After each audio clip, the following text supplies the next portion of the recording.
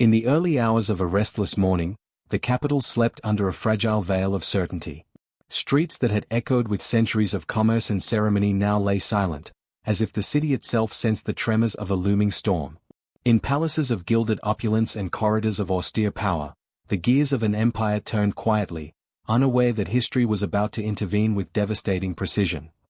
For decades, the empire had appeared unshakable. Its reach stretched across continents, its coffers filled by trade and conquest. Its leaders spoke of stability, of progress, of an unbroken line of authority. Yet beneath this veneer, fractures festered, rivalries, ambitions, and resentments concealed behind the ceremonial pageantry of power. The empire, it seemed, was a sleeping giant, one that could awaken to either glory or ruin. The architects of the coup moved like phantoms through the empire's heart.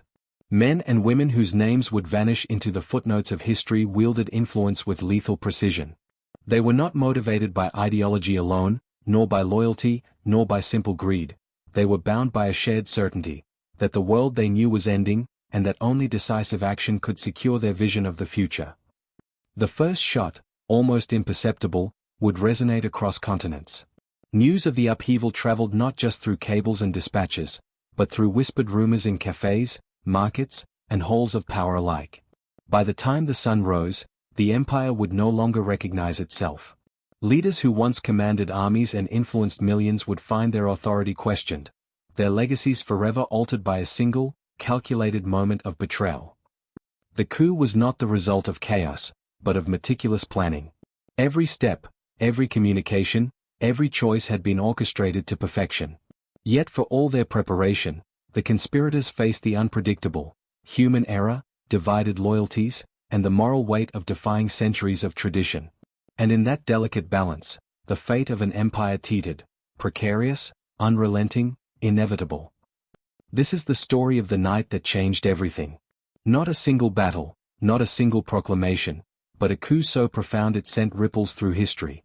An event that challenged the notions of power, loyalty, and ambition. The story of an empire shaken, of secrets revealed, and of men and women forced to confront the fragility of even the greatest institutions. To understand the magnitude of the upheaval, one must first understand what was at stake.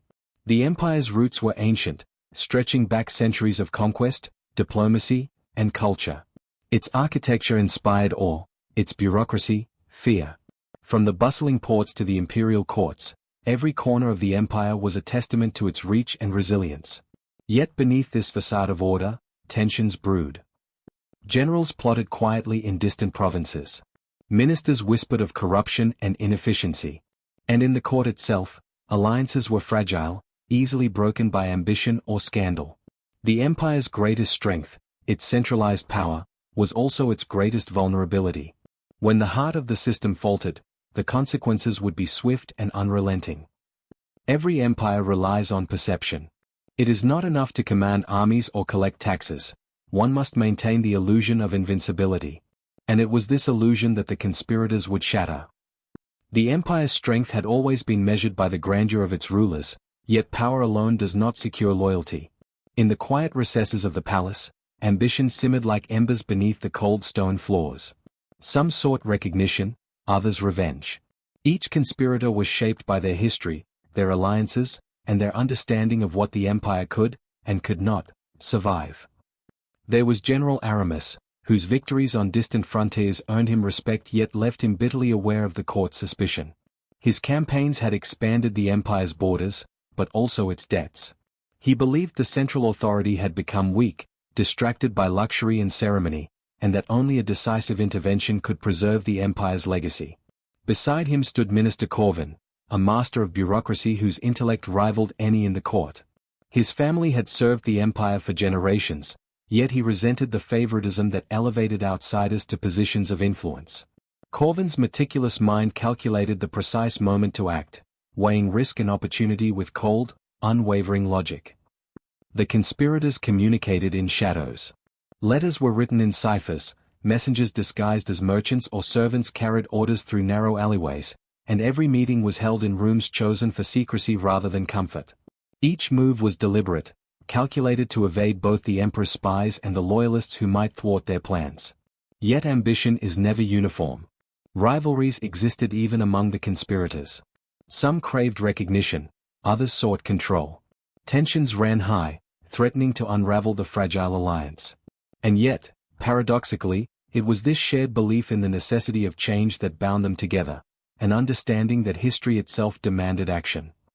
The empire, for all its power, had become complacent. Generals were confined to ceremonial duties, merchants and nobles profited while provinces faltered.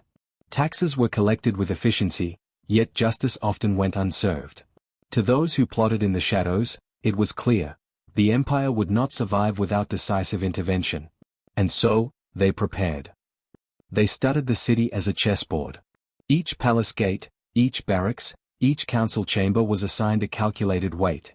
They knew the movements of loyalist troops, the timing of imperial decrees, even the habits of the emperor himself. Nothing would be left to chance. Yet even the most meticulous plan cannot anticipate human fear, betrayal, or the unforeseen. The margin for error was razor-thin, and the consequences of failure, catastrophic. While conspirators prepared in secret, the empire itself was beginning to fracture. Its vast territory made administration challenging, communication lagged, governors acted with autonomy that occasionally bordered on defiance. Provincial unrest, once a minor nuisance, now threatened the cohesion of the state. In distant provinces, soldiers whispered about the rumors of disloyal generals. Merchants debated the stability of trade routes. Citizens speculated about the inefficiency and corruption of distant bureaucrats. The empire's power was no longer an unquestioned certainty, it was fragile, and the cracks were widening by the day. The emperor, absorbed in courtly ceremonies and statecraft, remained largely unaware of the full extent of discontent. Advisors presented sanitized reports, hiding unrest behind glossy statistics and ceremonial pageantry. Even the most loyal courtiers could not comprehend the depth of dissatisfaction festering beneath the surface.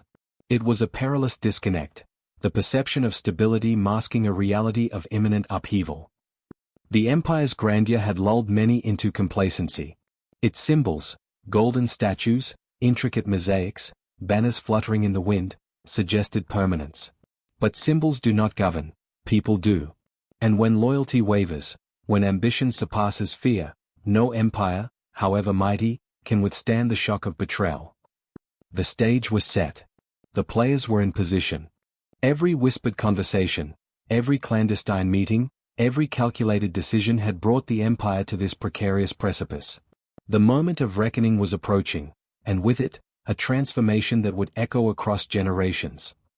The day began as any other, or so it seemed. The emperor rose at his usual hour, attended by his chamberlain and a small retinue of trusted advisers. Courtiers whispered polite greetings, guards performed their rounds with routine precision. Yet beneath this veneer of normalcy, a storm had already gathered. At the city gates, soldiers loyal to the conspirators assumed their positions. Barracks that had once symbolized the unwavering strength of the empire now sheltered men ready to betray their oaths. Couriers carried coded instructions to every key outpost, ensuring that every movement, every maneuver, was synchronized with the precision of a clockwork mechanism. General Aramis led the advance teams, moving quietly through corridors rarely traveled at such hours. Each step was deliberate, each shadow a potential threat. In the grand halls, courtiers and guards remained oblivious to the impending chaos, their minds occupied with trifles and mourning rituals. Minister Corvin oversaw communications, ensuring that messengers carried accurate instructions to distant units. Any mistake, however small, could unravel the entire operation. In the delicate calculus of betrayal, timing was everything, and every second mattered. As dawn approached, the first signals were given. Strategically placed guards opened specific gates, allowing loyalist soldiers to enter the heart of the city without suspicion. Other units cut off communications, ensuring that the palace's immediate allies would be isolated, unable to call for reinforcements. In that moment, the city itself became a stage. Every alleyway, every bridge, every hidden passage was an instrument of the coup. The conspirators had studied the city like a grand chessboard, and each piece now moved in perfect harmony toward a single, decisive objective. The first clashes were swift and brutal. Palace guards loyal to the emperor attempted to resist, but they were unprepared for the coordination and precision of the conspirators' forces.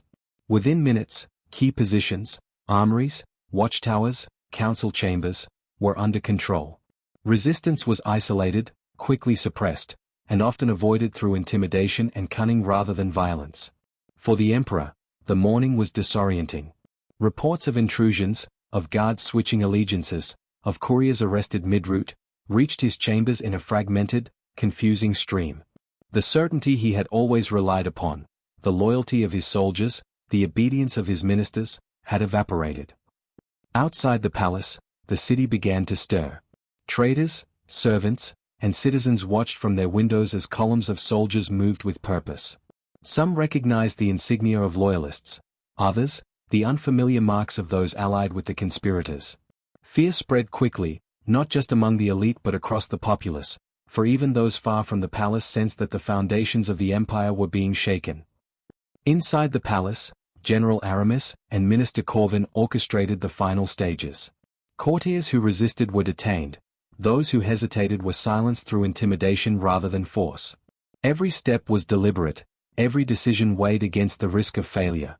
And yet, amidst the precision, the human element persisted: fear, hesitation, confusion, even fleeting courage.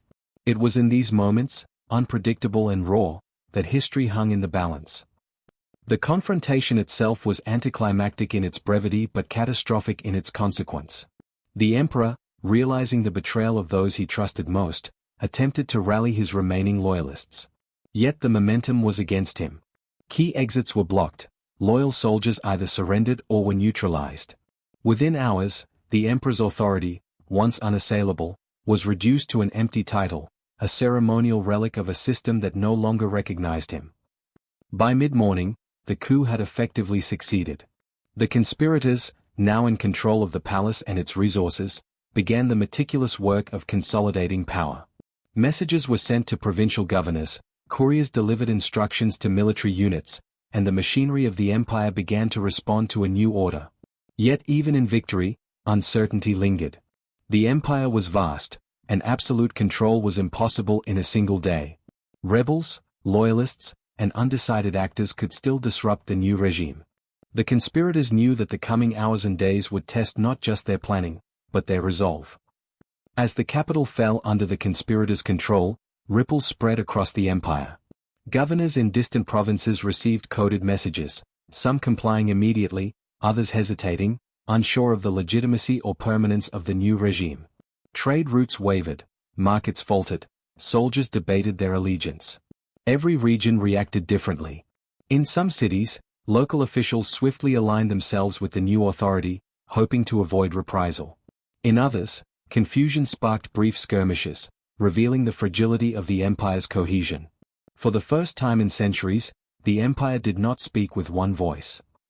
The emperor's fall was both dramatic and symbolic. He remained alive, yet his power had evaporated. Decisions he once commanded were now executed by those he had once trusted. The human element of governance, the loyalty, fear, ambition, and pragmatism of men and women, had shifted irrevocably. And in this shift, the empire itself was transformed. The first day of the coup concluded not with fire and ruin, but with a silent, chilling recalibration of power. Streets that had once carried the routines of daily life now bore the weight of uncertainty. Palaces that had symbolized permanence now reflected the transience of authority. And the conspirators, though victorious, knew that the empire's reaction in the days to come would determine whether their gamble would solidify into lasting control, or collapse under the pressure of unresolved loyalty and human unpredictability. The day after the coup, the city moved in a strange rhythm. The streets were calm, yet under the surface, tension crackled like electricity. The conspirators had seized the heart of the empire, but the body, the vast territories, the governors, the armies, remained uncertain. Victory in the palace did not guarantee obedience beyond its walls. Every action the conspirators took in the capital sent a message: authority had shifted, and resistance would not be tolerated. Orders were issued to secure key institutions: the treasury, communication centers, armories, and transport hubs. Couriers carried instructions to governors and military commanders across the empire, demanding immediate compliance and signaling the consequences of dissent. In distant provinces, reactions varied. Some governors, loyal to the previous regime, hesitated, unsure whether to act against centuries of tradition or risk annihilation by the newly empowered conspirators. Others moved quickly, swearing allegiance to the new authority to protect their cities and secure their positions. Markets, ports, and trade routes became critical test points. If merchants refused to cooperate, supply lines could collapse. If soldiers defected, local uprisings could threaten the fragile hold of the conspirators. The empire, though subdued in the capital, was not yet under their control.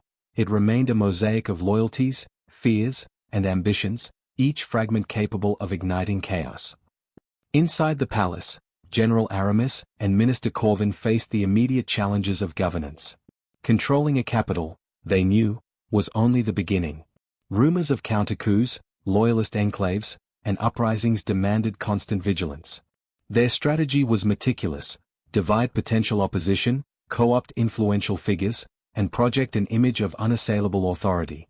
Yet even in their planning, uncertainty persisted. Messages from provinces were slow, ambiguous, or contradictory. Advisors debated whether to crush opposition immediately or negotiate conditional loyalty. Every decision carried the weight of life and death, for both the conspirators and the subjects of the empire. For the people, the coup was at first a spectacle, then a source of anxiety. Citizens debated which side would ultimately prevail. Would the conspirators maintain order, or would chaos sweep through the streets? Rumors spread faster than official announcements, shaping perceptions and influencing behavior. In the absence of clear authority, fear became a tool as effective as any sword or decree. Some provinces resisted. A garrison in the northern frontier refused to acknowledge the new order, claiming loyalty to the emperor. Clashes erupted, small, brutal, and decisive. The conspirators could not afford prolonged battles. Their victory depended on swift consolidation. Quick action, promises of reward, and ruthless suppression became their instruments to enforce compliance. Meanwhile, in strategic cities along trade routes, merchants and financiers weighed their allegiances carefully. Trade, the lifeblood of the empire, could collapse under instability. By controlling the flow of goods, the conspirators secured not just the loyalty of armies but the cooperation of those whose wealth gave them indirect power. The emperor, confined and stripped of real authority, became a figurehead of resistance and nostalgia. Loyalists whispered of rallies, of provincial revolts, of sabotage, yet each initiative faced overwhelming odds. The emperor's presence alone, though powerless, continued to inspire hope in certain circles, reminding conspirators that legitimacy, long cultivated, could not be destroyed in a single day. General Aramis and Minister Corvin turned their attention to propaganda. Control of information would be as crucial as control of soldiers. Announcements were made proclaiming stability and promising reforms. Couriers distributed proclamations that highlighted the conspirators' decisive action while framing the former emperor as ineffective, distant, and negligent. The narrative was clear: the empire had not fallen, it had been restored to strength under new leadership. Perception became reality. Citizens who might have resisted now complied. Soldiers who were unsure of their allegiance recalibrated their loyalty. Governors who hesitated now moved to secure their positions under the new regime. The empire, fractured though it remained, slowly bent toward the conspirators' authority. Yet the process was far from complete. Rebellion, sabotage, and divided loyalty remained threats. For every city brought under control, another whispered of unrest. For every army persuaded to submit, another waited silently, poised to strike. The coup, as decisive as it had been, was only the beginning of a long struggle for legitimacy, obedience, and survival. The conspirators had acted with precision, courage, and calculation. Yet even in triumph, they faced uncertainty. History had shifted, but its ultimate course remained unwritten. The empire, though subdued, was still alive, its people still capable of resistance, its governors still capable of betrayal. The first day of consolidation had passed. The next would test not just the conspirators' strength, but their wisdom, their resolve, and their ability to govern a world forever changed. The coup in the capital did not occur in isolation. The empire stretched across thousands of miles, encompassing cities, towns, and remote provinces, each with its own loyalties, ambitions, and grievances. While the conspirators celebrated control of the palace, the rest of the empire was watching, waiting, calculating. In some regions, governors and military commanders immediately pledged allegiance, swayed by the show of power and the implicit threat of force. In others, the news sparked hesitation, indecision, and outright defiance.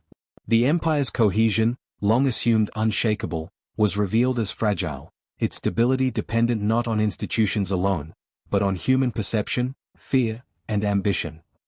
Along the northern frontier, a garrison loyal to the former emperor fortified its position, refusing to recognize the new regime. Orders to stand down were met with defiance. Skirmishes erupted, small in scale, yet significant in symbolism. In these moments, it became clear that the coup's success in the capital was only the first step. The empire would not submit without challenge. Meanwhile, in southern trade cities, merchants and local officials weighed their options carefully. Their allegiance was not driven by ideology, but by economics and survival. Willingness to cooperate depended on guarantees of stability, security, and access to markets. For these urban centers, the question was simple: which authority would best protect prosperity and prevent chaos? General Aramis and Minister Corvin now faced the immense task of consolidating power beyond the capital. They dispatched trusted emissaries, offering incentives to wavering governors while simultaneously threatening reprisals against those who resisted. Messages were calculated, precise, designed to project strength while leaving room for negotiation, a delicate balance between coercion and persuasion. Some regions complied immediately, recognizing the inevitability of the new order. Governors swore fealty, military commanders repositioned their troops, and citizens adapted to the sudden change. In these provinces, the transition was smooth, almost imperceptible, a testament to the conspirators' foresight and their understanding of human behavior. Yet other regions resisted. Loyalist enclaves in the western provinces organized small uprisings, attempting to rally citizens and soldiers to the emperor's cause.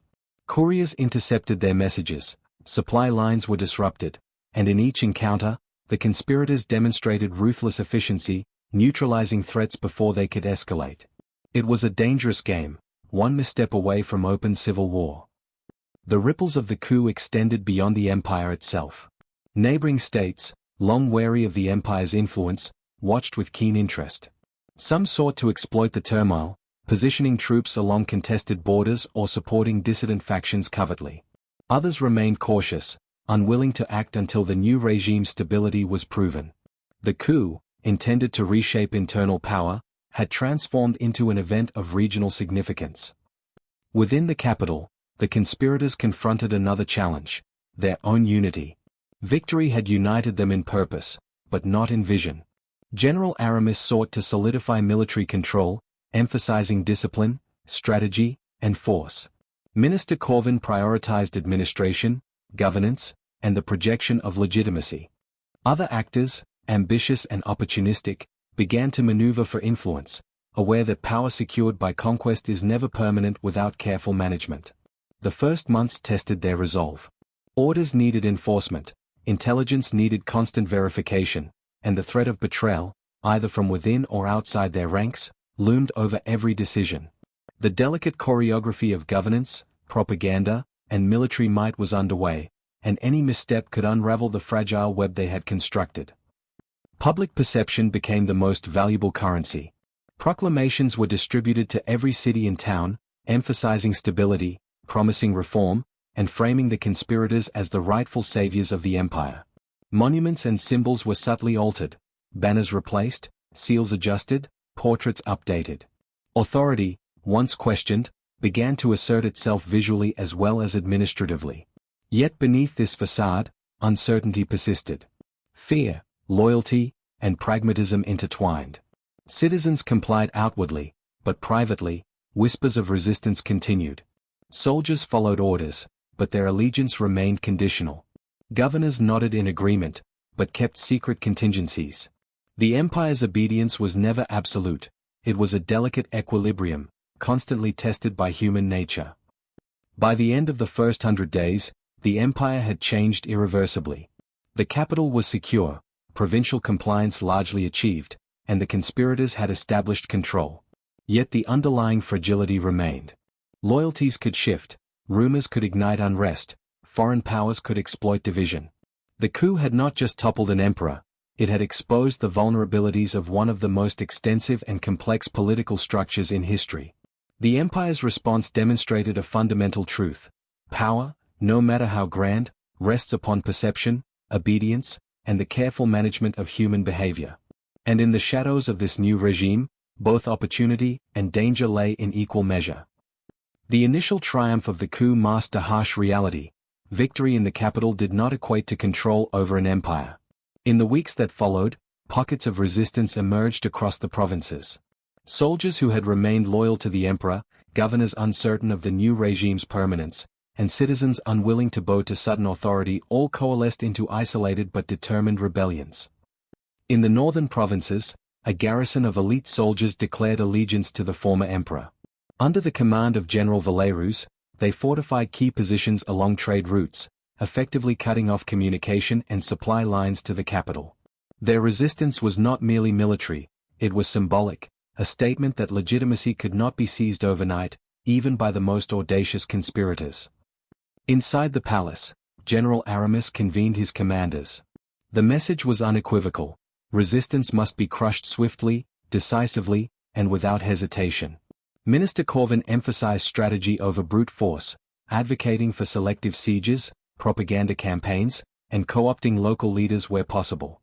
Together, they navigated a delicate balance, using coercion to suppress rebellion while presenting themselves as the stabilizing authority the empire desperately needed. The counter-rebellions were brutal yet brief. In some regions, loyalist forces were overwhelmed by the conspirators' superior coordination. Villages were secured, leaders captured or persuaded, and banners of the old regime replaced with those of the new authority. Yet in other areas, resistance persisted, drawing the conspirators into prolonged engagements that tested both their military acumen and their patience. Beyond the battlefield, political maneuvering played a critical role. Governors who had initially resisted were offered positions in the new administration, privileges for compliance, or threats for defiance. Loyalty could be purchased or coerced, but it required constant monitoring. The conspirators quickly realized that true stability depended not on fear alone, but on carefully cultivated obedience and the perception of legitimacy. For ordinary citizens, life became a precarious balancing act. Publicly, obedience was expected. Privately, fear, resentment, and hope mingled. Rumors of executions, secret trials, and confiscations circulated, shaping behavior as effectively as any decree. In this climate, every action, buying food, speaking in the street, joining a local militia, was a potential act of loyalty or defiance, with consequences that could be immediate and severe. The conspirators themselves faced internal pressures. Ambition, suspicion, and the stress of constant vigilance strained alliances. General Aramis demanded strict military discipline, prioritizing efficiency and control. Minister Corvin argued for careful political management, emphasizing persuasion and the subtle exercise of authority. Others, less patient or more opportunistic, began maneuvering for influence, seeing the unstable post-coup period as an opportunity to reshape the hierarchy in their favor. The first months tested the limits of their cohesion. One misstep could unravel the fragile unity forged in the shadow of the palace walls. Yet for all the internal tension, the conspirators understood that history would judge them not by ambition alone, but by their ability to stabilize an empire teetering on the edge of chaos. The empire, vast and diverse, reacted differently in each region. Some provinces adapted quickly, enforcing new decrees and reinforcing military garrisons.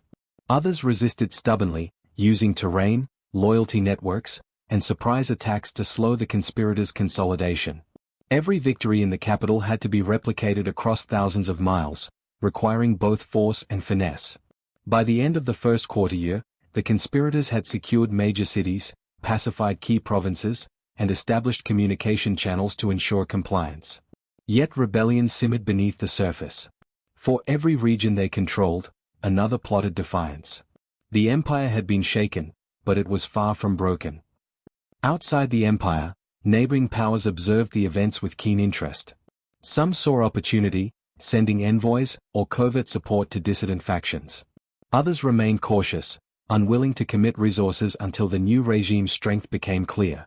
The coup, while executed in the heart of the empire, had created waves that extended across continents, threatening to reshape alliances, trade, and regional power dynamics. In the quiet of the palace, the conspirators understood the precariousness of their triumph.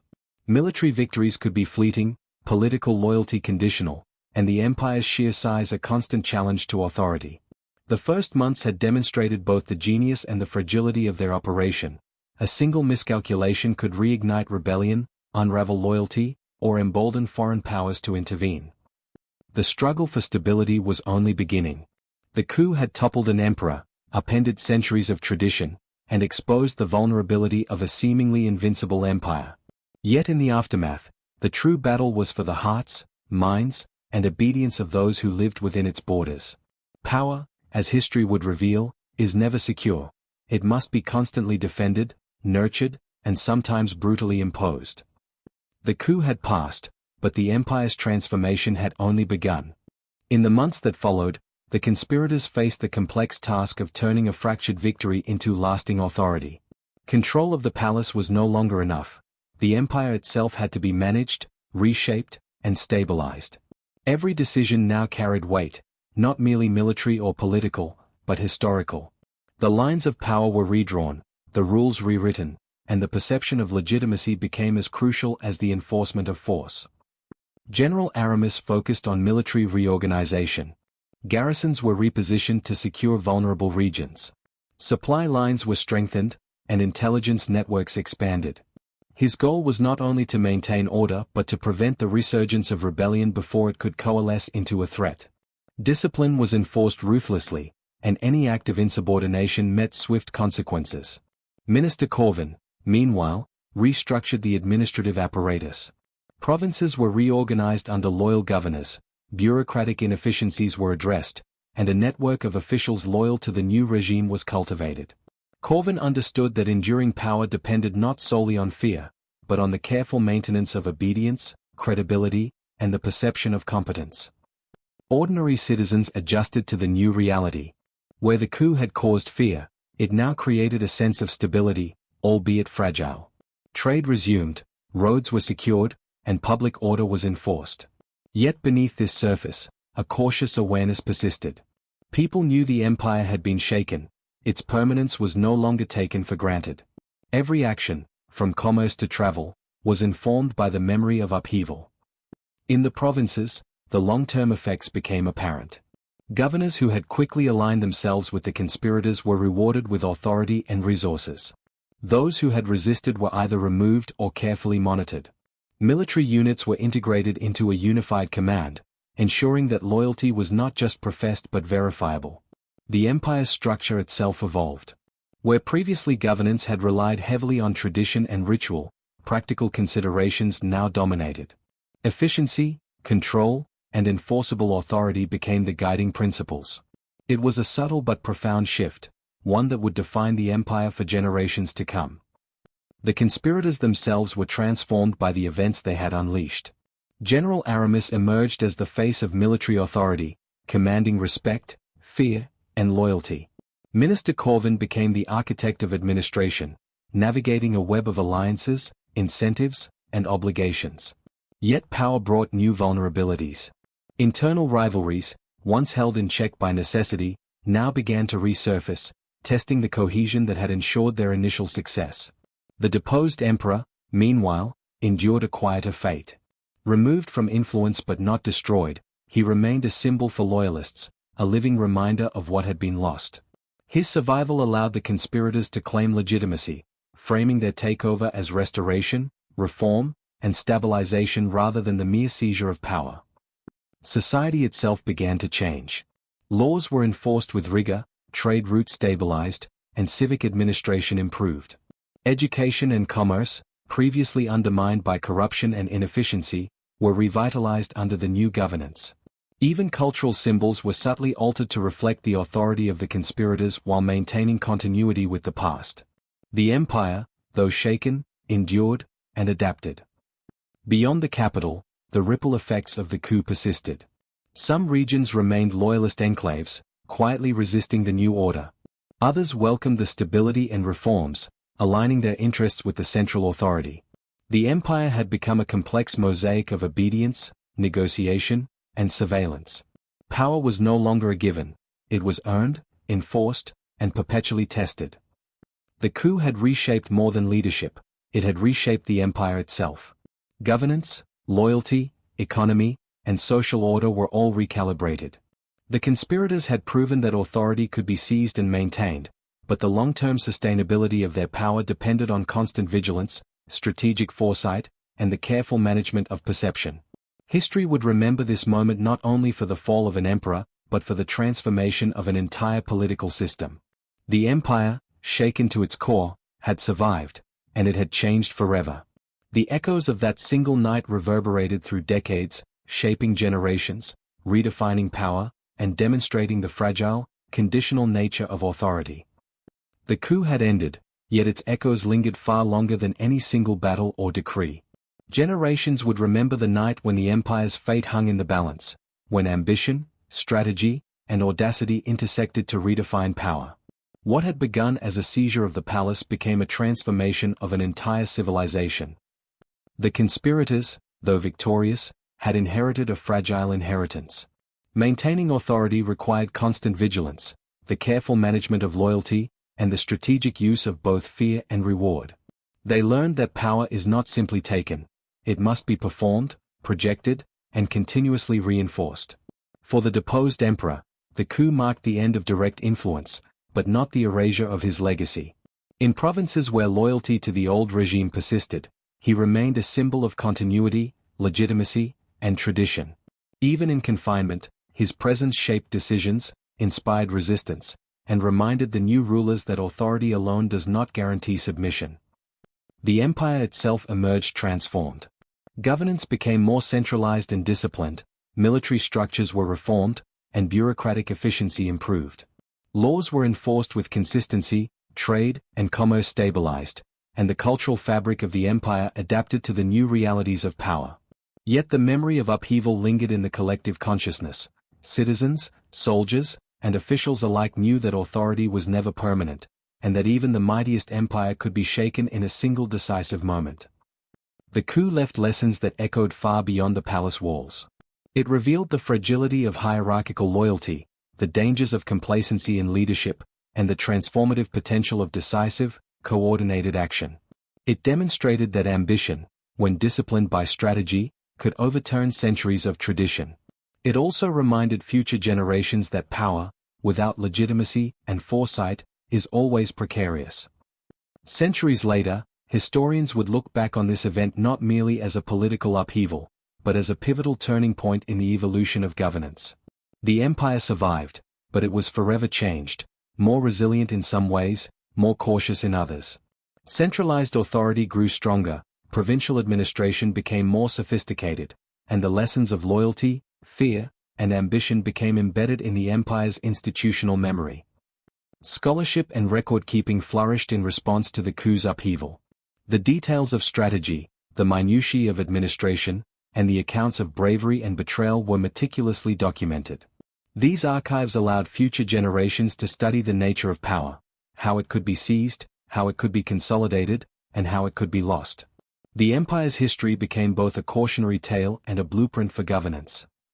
The conspirators' legacy was complex. Their audacity secured victory, yet their governance required constant vigilance. They had changed the course of history, but in doing so, they revealed the delicate balance between force and legitimacy, between ambition and responsibility. Power had been redefined, not annihilated. The empire endured, but with the subtle knowledge that even an institution of unparalleled scale is vulnerable to the ambitions of those who dare to challenge it. History remembers the night of the coup not simply for the fall of an emperor, but for the revelation it offered, that empires are living entities, fragile and human, shaped as much by perception, loyalty, and ambition as by armies and laws. The story of this coup endures as a timeless lesson, that the foundations of power, no matter how vast or ancient, are never unshakable, and that the course of history is often determined not by inevitability, but by those who dare to seize opportunity in moments of uncertainty. The coup was not a singular event, it was the convergence of countless lives, decisions, and ambitions. General Aramis, once a provincial commander with a reputation for ruthless efficiency, became the embodiment of military precision.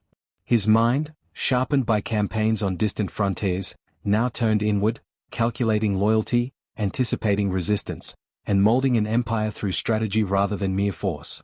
Minister Corvin, in contrast, wielded influence like a sculptor, shaping bureaucracy, manipulating information, and quietly ensuring that allegiance was as much a matter of perception as of obedience. Together, they represented two halves of the same coin: force and governance, ambition and prudence, strategy and administration. But even among them, tension existed. Ambition is rarely uniform. Other conspirators, less patient or more opportunistic, pressed for recognition, sometimes threatening to destabilize the delicate unity that had brought victory. The night of triumph gave way to nights of negotiation, distrust, and subtle power struggles. It was in these private moments, hidden from history's public eye, that the empire's future was silently contested. The people of the empire lived in the shadow of uncertainty. For merchants, every decree mattered. Tariffs, trade routes, and taxes determined survival. For soldiers, loyalty was conditional, based on both fear and reward. For ordinary citizens, whispers in streets and marketplaces carried as much weight as royal edicts. The coup reshaped not only the top of power but the daily rhythms of life itself. The conspirators' genius lay not only in audacity but in the meticulous orchestration of control. Couriers carried coded messages across provinces, prearranged signals coordinated troop movements, and intelligence networks monitored potential dissent. Every decision, where to place a garrison, which governor to appease, which trade route to secure, was part of a delicate choreography designed to stabilize an empire still reeling from upheaval. Communication became a weapon. Each dispatch shaped perception, each instruction influenced loyalty, and every report from the provinces was scrutinized for signs of rebellion. The empire's vastness, once a strength, was now a challenge. Control could be won or lost in a single delayed message or misinterpreted order. The coup revealed the human dimension of authority. Fear and loyalty, ambition and hesitation, shaped every decision. Soldiers swore allegiance to those they perceived as strongest. Governors acted based on pragmatism rather than principle. Citizens complied, not always out of conviction, but out of necessity. The empire's stability depended not on laws alone, but on the intricate interplay of perception, persuasion, and fear. Power, as history would show, is as much psychological as it is physical. One moment of hesitation, one rumor, or one act of defiance could cascade into disorder. The conspirators understood this intuitively, and it informed every move they made, from strategic deployments to public proclamations. The repercussions of the coup extended beyond the empire's borders. Neighboring states, long wary of its influence, recalibrated alliances and trade agreements. Some saw opportunity in the chaos, secretly funding loyalist factions or attempting to expand their own spheres of influence. Others exercised caution, waiting to see whether the new rulers could stabilize control. The coup had altered regional dynamics. Diplomatic relations, military treaties, and commerce were all affected. A single night in the capital had sent ripples across continents, reshaping not just an empire, but the balance of power in the broader world. Decades passed, yet the shadow of that coup endured. The empire survived and evolved. Institutions became stronger, governance more disciplined, and lessons of loyalty and ambition were embedded in administrative tradition. The conspirators' daring became legend, studied by future leaders as both a model of audacity and a cautionary tale about the precariousness of power. History remembers the coup not only for the fall of an emperor but for the revelation it offered: that empires, no matter how vast or ancient, rest upon fragile foundations. Authority must be constantly nurtured, legitimacy continuously asserted, and vigilance never relaxed. Those who seize power inherit not only control, but responsibility for a complex, living system whose stability depends on the cooperation and perception of its people. The empire endured, but it was forever changed.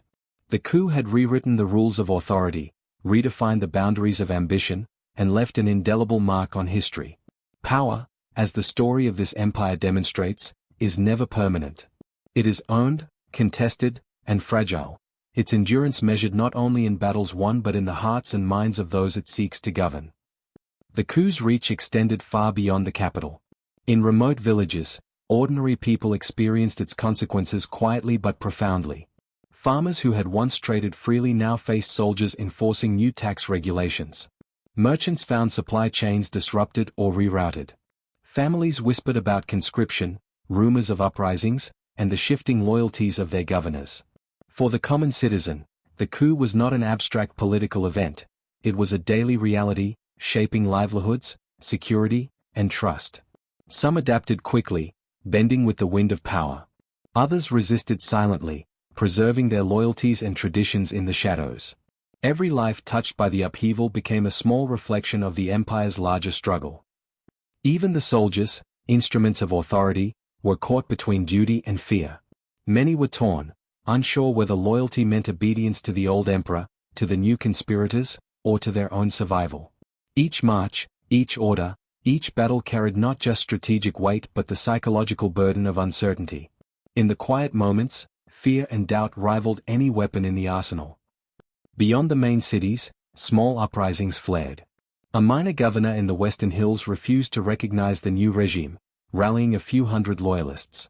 In another district, a trade city attempted to negotiate autonomy, leveraging its economic importance to resist direct control. These microhistories, often overlooked in grand narratives, reveal the true fragility of empires. Vast territories may be conquered, but hearts and minds cannot be seized by force alone. Each rebellion required careful attention.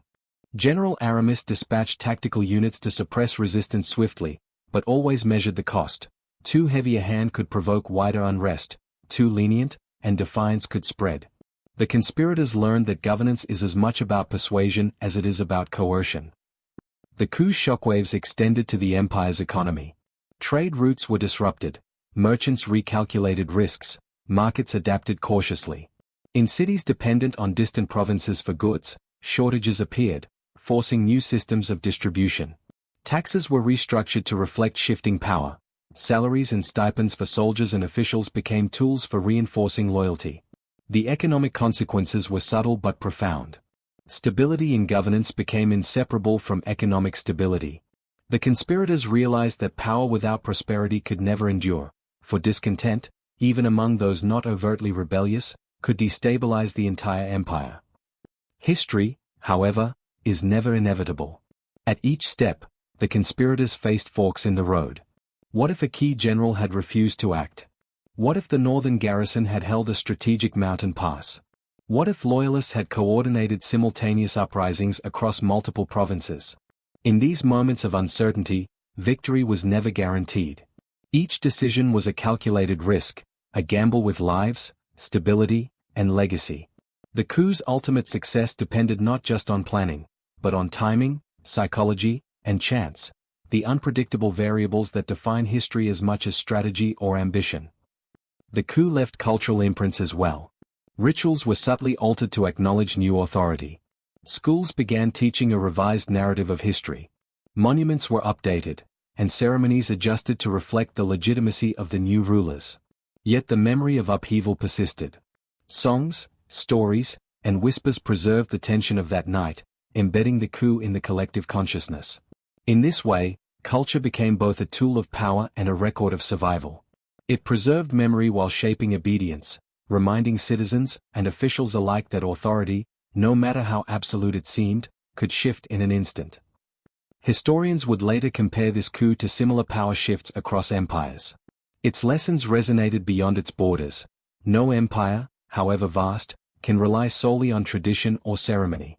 Loyalty must be constantly reinforced. Administration must be adaptive. Perception often outweighs force. In every century since, leaders have studied this event, not simply for its audacity, but for its demonstration of the fragile equilibrium that governs all large, complex societies. It became a case study in power, ambition, and the precariousness of authority. The night of the coup had ended, but the consequences for those involved, and those caught in its wake, would echo for decades. The conspirators, though triumphant, were forever marked by the actions that had reshaped an empire. Victory brought power, but it also brought responsibility, scrutiny, and the weight of history. Each decision, each act of coercion, left an indelible imprint on their lives. General Aramis, the architect of military precision, solidified his legacy through discipline and vigilance. Yet the psychological toll was immense. Each suppressed rebellion reminded him of the fragility of authority, each hesitant soldier a potential threat. In private moments, he reflected on the precariousness of power, understanding that the empire's loyalty was earned daily, never guaranteed. Minister Corvin's legacy was subtler but equally enduring. By reshaping administration, reforming bureaucracies, and consolidating the mechanisms of governance, he ensured that the coup's effects would outlast any battlefield victory. Yet he too faced challenges: rivalries with fellow conspirators, resentment from displaced officials, and the constant task of balancing control with legitimacy. The deposed emperor lived in a quiet, constrained existence. Stripped of authority but not erased from memory, he became a symbol for loyalists and dissenters alike. His survival, paradoxically, lent the new regime legitimacy. By keeping him alive yet powerless, the conspirators demonstrated strength without provocation, ensuring that history could remember both the fall of a ruler and the calculated restraint of those who replaced him.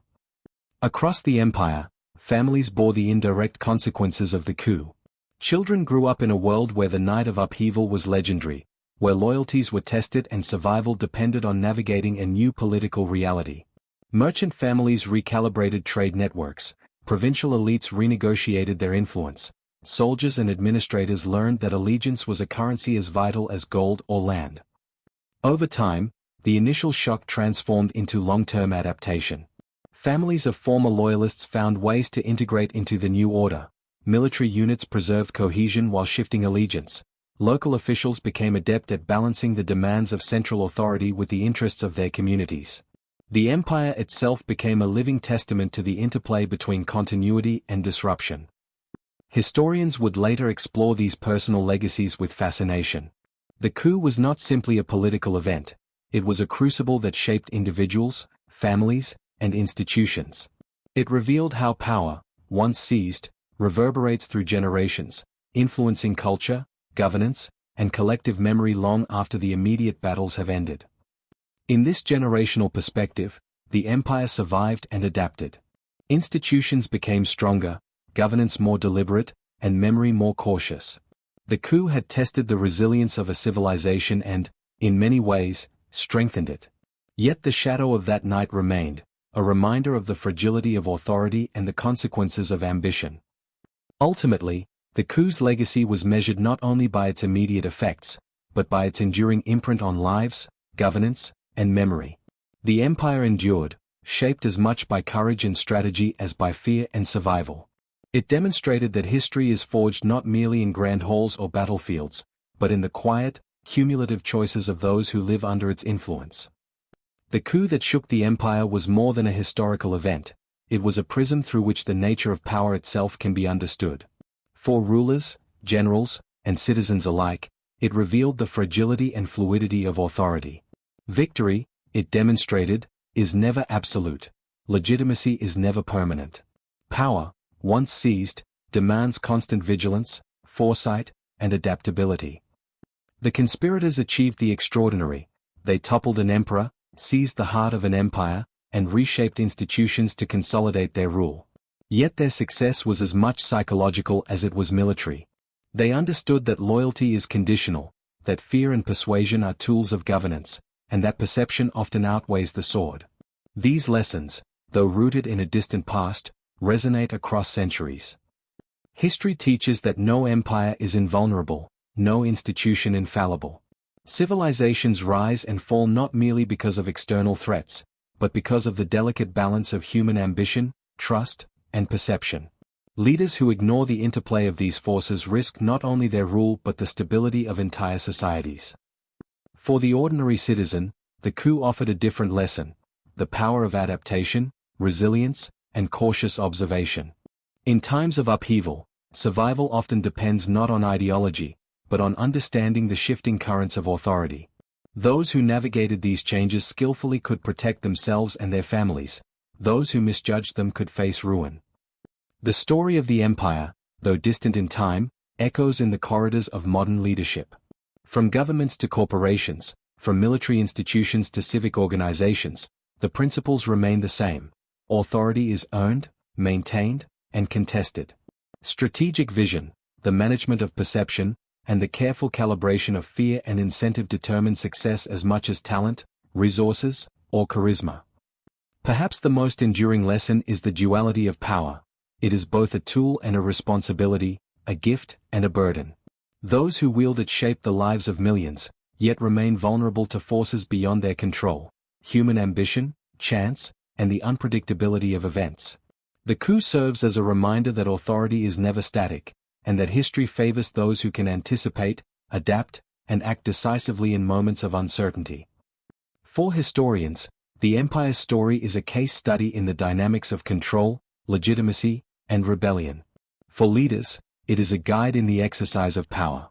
For society, it is a lesson in resilience, adaptation, and the consequences of collective action. And for all of us, it is a reminder that the forces shaping human events are as much personal and psychological as they are political and military. The coup that shook an empire ended centuries of assumed certainty. It demonstrated that empires, like the people within them, are living, breathing entities, fragile, resilient, and endlessly complex. Power is never permanent. Authority is never guaranteed. And history is never a simple narrative. It is a living dialogue between ambition, action, and consequence. The story of a coup is often told through generals and emperors, but the lives caught in its shadow reveal the true cost of upheaval.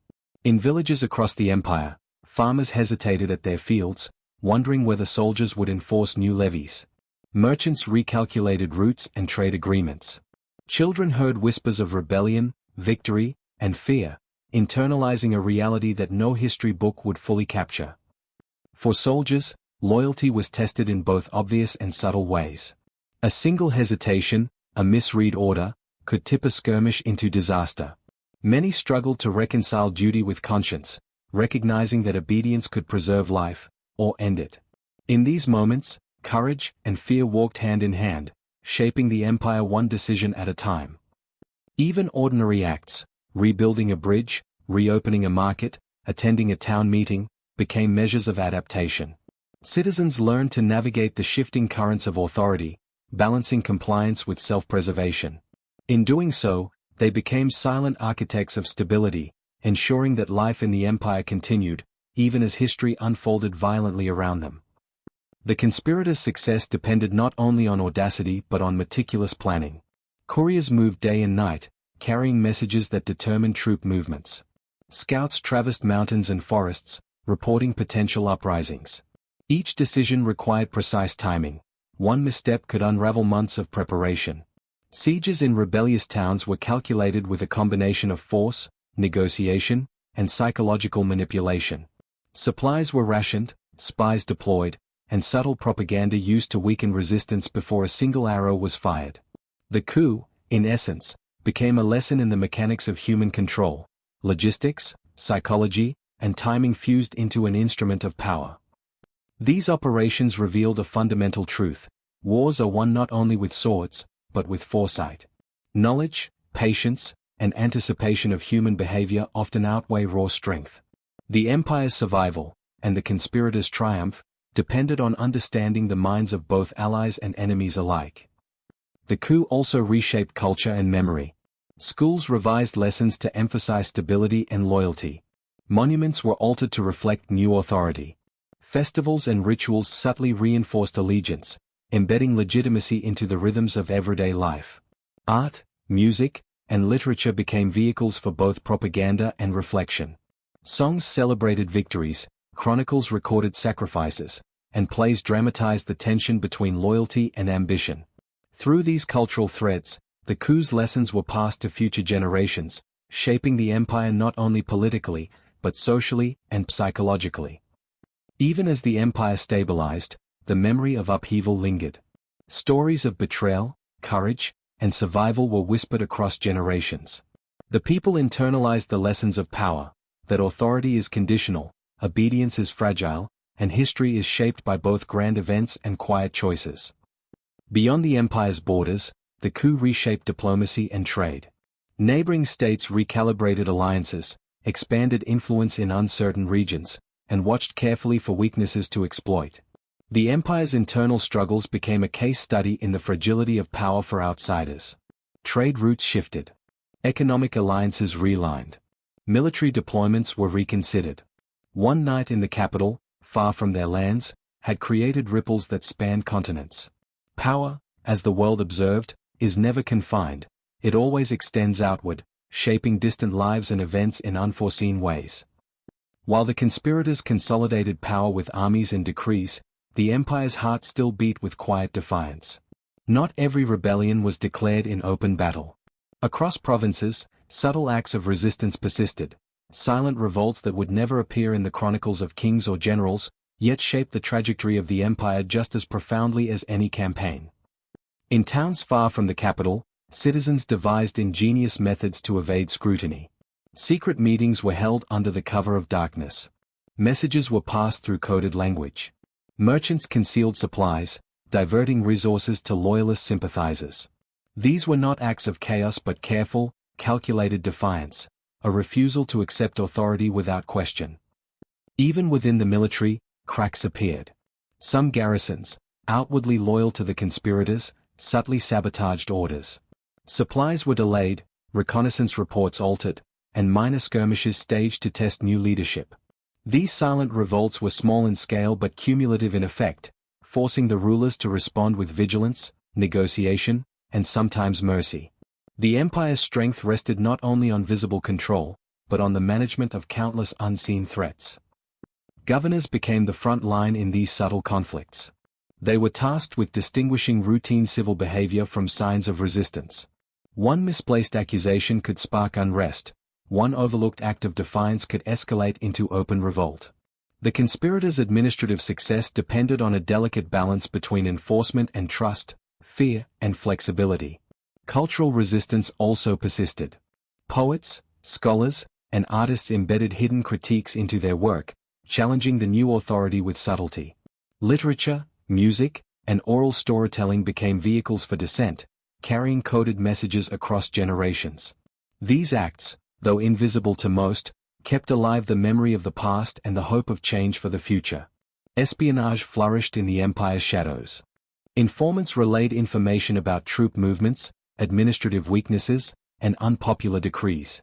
Secret networks emerged, connecting isolated loyalists to one another. Though small and fragmented, these networks served as a constant reminder that power, however consolidated, is never absolute. Every command, every policy, was subject to scrutiny by those who would quietly resist. For ordinary people, the silent revolts were acts of survival and moral assertion. By bending rules subtly, withholding allegiance, or aiding those loyal to the old order, they asserted a measure of agency in a world reshaped by force. These quiet acts, imperceptible in the moment, accumulated into a persistent undercurrent of resistance, a reminder that the empire, though outwardly unified, contained countless independent wills. The conspirators learned to adapt.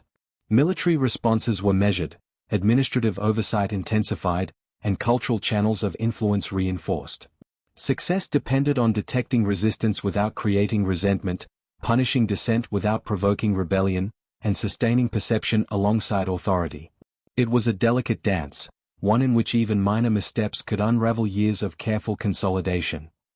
In the end, these silent revolts became a defining feature of the post-coup empire. They shaped policies, influenced governance, and reminded both rulers and subjects that power is never complete, obedience is never guaranteed, and history is written not only in battles and decrees but in the quiet, persistent choices of ordinary people.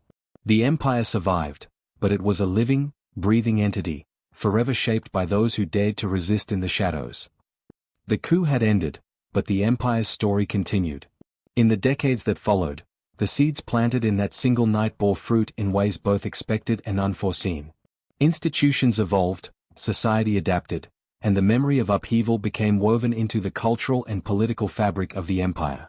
Where once authority had been inherited, it now depended on competence, loyalty, and perception.